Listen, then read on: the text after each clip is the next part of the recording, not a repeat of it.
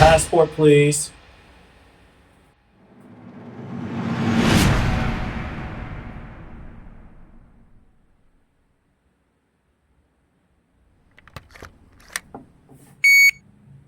Okay, Christian, I'm going to need you to go ahead and look into this camera and take a picture, please.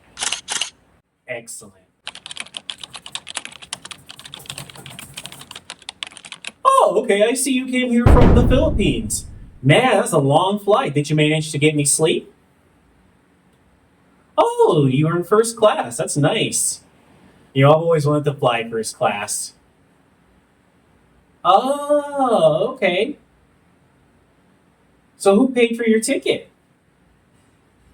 Oh, okay. And how long have you known Mr. Clark? And just how old is Mr. Clark? Wow. Well, you know what they say, age is just a number, right? Yeah, I understand. What do you do in the Philippines, Christian? Oh, you work at the mall. Okay. And how did you meet this Mr. Clark? Oh, on the internet. Okay. Hey. Hey, listen, Christian, it was really great chatting with you. I'm going to need you to actually go over to our secondary. I just need you to talk to Officer Steve, okay? All right, so what happened there? Why was Christian pulled into secondary inspection?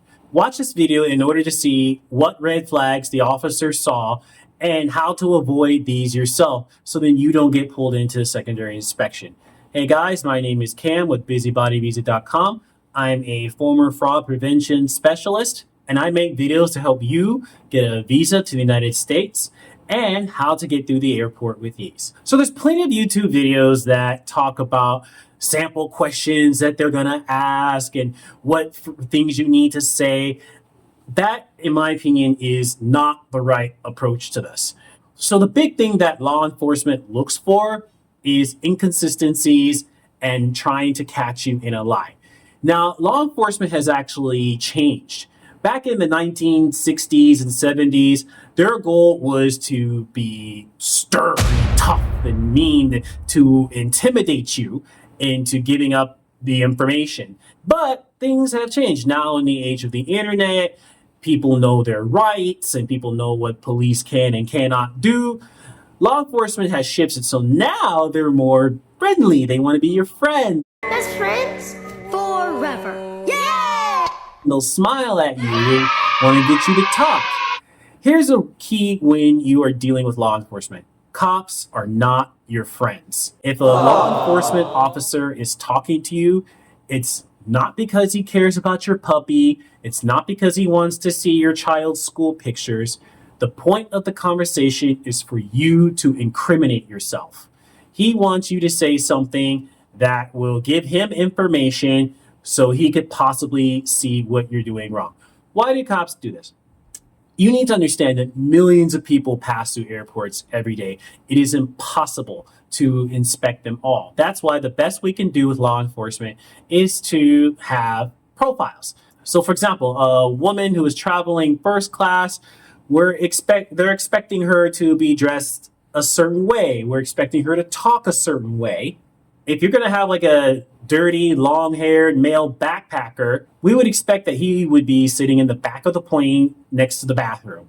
But if he's traveling first class, that's a red flag for narco trafficking.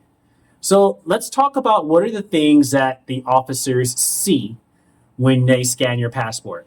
First of all, your name, your picture, your travel itinerary, your immigration history, and any intelligence that they have on you. They also know how much you paid for your ticket, what class you sat in, and most importantly, they know who paid for your ticket. So when we see people, we have profiles of what kind of person we should expect.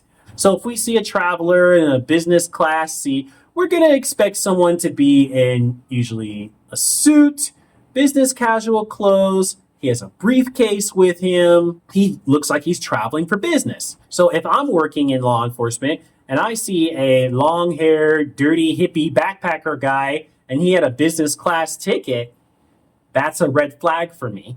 That doesn't necessarily mean he's a criminal or doing anything wrong, but that warrants further inspection because that is not the norm.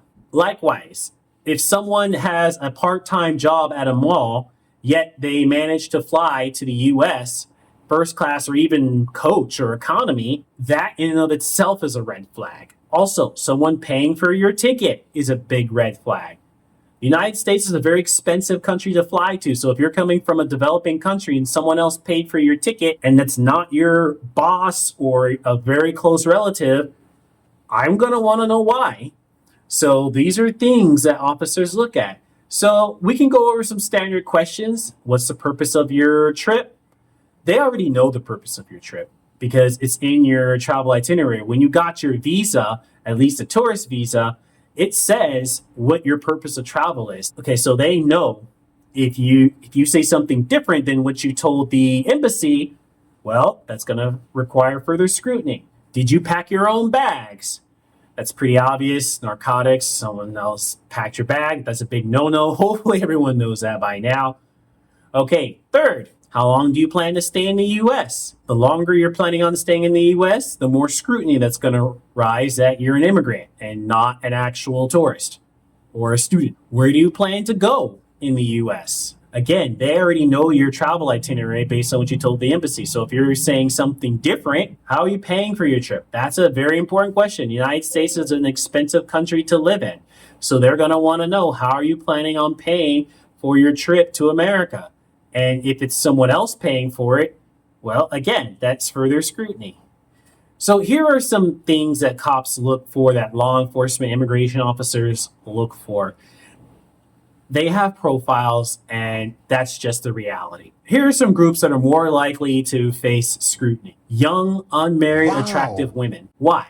Well, because they know that often young, unmarried, attractive women, especially from certain countries like Colombia, Brazil, Philippines, Thailand, they know those women are more likely to come here, find some guy to marry them, and stay in the U.S. So that's immigrant intent, especially if she's unemployed or a low-level employee in her country. Extremely well-dressed men, especially men of color. Unless you're traveling for business, it's not common for people to travel in a suit or a tie. So if you're saying the purpose of your trip is to go to Disneyland, yet you're wearing a suit and tie, that's not normal. They're going to ask why. And pretty much any Middle Eastern man under the age of 60. It is what it is.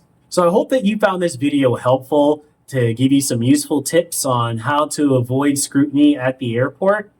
And really, most of you won't have any problems. Immigration officers are competent. They're not really there to harass people. They're there to catch the bad guys. So if you're not doing anything wrong, 99% of the chance you're going to be fine. All right, so now that you know everything you know about how law enforcement at the airport works, tell me, why did Christian get pulled in for secondary inspection? Leave a comment below. God bless and stay safe.